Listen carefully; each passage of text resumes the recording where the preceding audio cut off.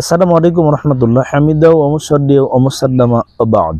সুপ্রিয় দর্শক, আপনাদের সকলকে পিওর দাওয়া অফিসিয়াল ইউটিউব চ্যানেলের পক্ষ থেকে আন্তরিক অভিনন্দন মোবারকবাদ জানাচ্ছি। দিনী ভাই এবং বোনেরা, অনেকগুলা প্রশ্নের মাঝে গুরুত্বপূর্ণ একটা জিজ্ঞাসা। মোহতারাম শেখ, ভয় পেলে বুকে থুতু দেয়, অনেককে দেখতে পাওয়া যায়।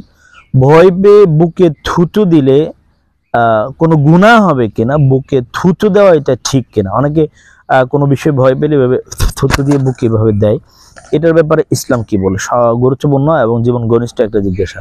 আমরা অনেক ধরনের কুসংস্কারে কিন্তু আমরা লিপ্ত আছি, এজন্য ভয় পেয়ে বুকে থুতু দেওয়ার ইসলামী পন্থায় এছাড়া ইসলামে কোনো ধরনের নির্দেশনা নেই। এটা কুসংস্কার, এটা ভুল প্রথা, এর সাথে ইসলামের ন্যূনতম সম্পৃক্ততা সংশ্লিষ্টতা খুঁজে পাওয়া যায় না।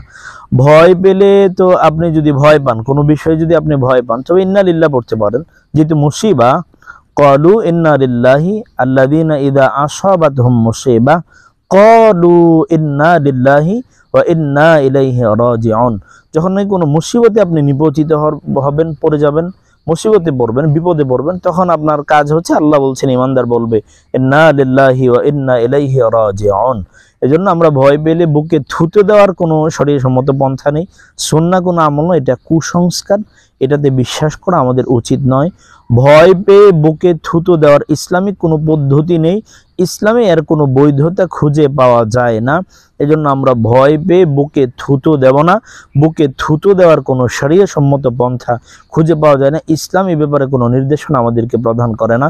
এজন্য সর্বোপরি বক্তব্য হচ্ছে, আমরা ভয় পেয়ে কখনো বুকে থুতু দেব না, এটা ইসলামিক পন্থা নয়, এটা অনইসলামিক পন্থা। আল্লাহ তাআলা আমাদের সমস্ত কাজকর্মে ইসলামকে অনুসরণ করে আমাদের কাজগুলো আল্লাহ তাআলা করার তৌফিক দান করুন, আমিন।